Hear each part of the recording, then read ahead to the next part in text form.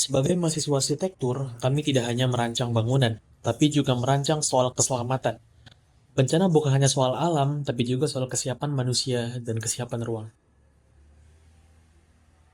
Mitigasi adalah langkah awal yang bisa kami lakukan sebagai mahasiswa arsitektur dengan cara pendekatan desain dan perencanaan ruang. Mahasiswa arsitektur mampu bekerja dalam tim studio, komunitas kampus, atau organisasi seperti relawan. Di sana terdapat pembagian peran seperti desainer hingga koordinator lapangan. Kami sebagai sumber daya manusia terlatih memiliki dasar perancangan yang didapat dari pembelajaran dosen, praktisi, serta ahli kebencanaan. Kegiatan meliputi analisis kawasan rawan bencana, perancangan hunian tahan gempa, penyusunan jalur evakuasi, hingga edukasi masyarakat berbasis desain visual. Dari mana sih dananya? Pendanaannya berasal dari program kampus, hibah penelitian, kompetisi desain, serta kolaborasi dengan lembaga pemerintah dan NGO. Kami juga bekerja sama dengan teknik sipil, perencanaan wilayah, hingga lembaga seperti BPBD untuk memastikan solusi yang komprehensif. Kompetensi kami meliputi desain arsitektur, pemahaman struktur dasar, analisis tapak, hingga pendekatan berbasis keberlanjutan dan mitigasi risiko. Jadi, masyarakat dapat memahami cara bagaimana sih bangunan atau lingkungan sekitar dapat merespon bencana yang akan terjadi. Jadi, melalui desain yang tepat, kami dapat mengurangi risiko sebelum bencana itu terjadi.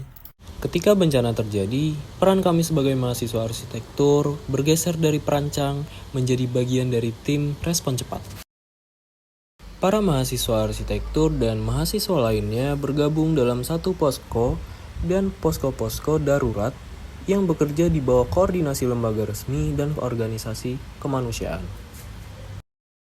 Di sini, kami para mahasiswa berperan sebagai tenaga teknis pendukung seperti membantu perencanaan shelter, pendataan kerusakan bangunan, dan visualisasi kebutuhan ruang.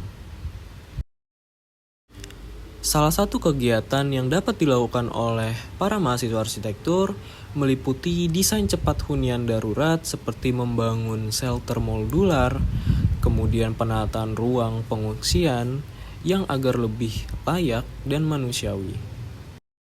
Seperti yang ditampilkan di gambar, shelter sementara ini didesain menggunakan material lokal yang mudah didapatkan saat darurat. Shelter sementara ini didesain untuk menunjang kehidupan sementara para pengungsi dari bencana alam. Dalam proses merealisasikannya, tentu saja mahasiswa secara keuangan tidak mungkin mendanai proyek mereka sendiri kan. Nah, gimana sih cara mereka? Yaitu tentu saja dengan penggalangan dana, entah itu ke kampus atau ke masyarakat umum. Nah, selanjutnya bagaimana sih cara mahasiswa kerjasama di penanggulangan bencana? Caranya adalah dengan berkolaborasi, entah dengan relawan, dengan tim medis, atau pihak-pihak berwenang dalam sistem penanggulangan bencana. Dan yang terakhir, dalam hal kompetensi dan keilmuan, mahasiswa tentu saja akan menyesuaikan dengan bidang-bidang yang mereka pelajari selama berkuliah. Sebagai contoh, mahasiswa arsitektur dan teknik sipil akan berkolaborasi dengan para insinyur untuk membantu para insinyur mendesain bangunan-bangunan yang telah roboh sebagai contoh.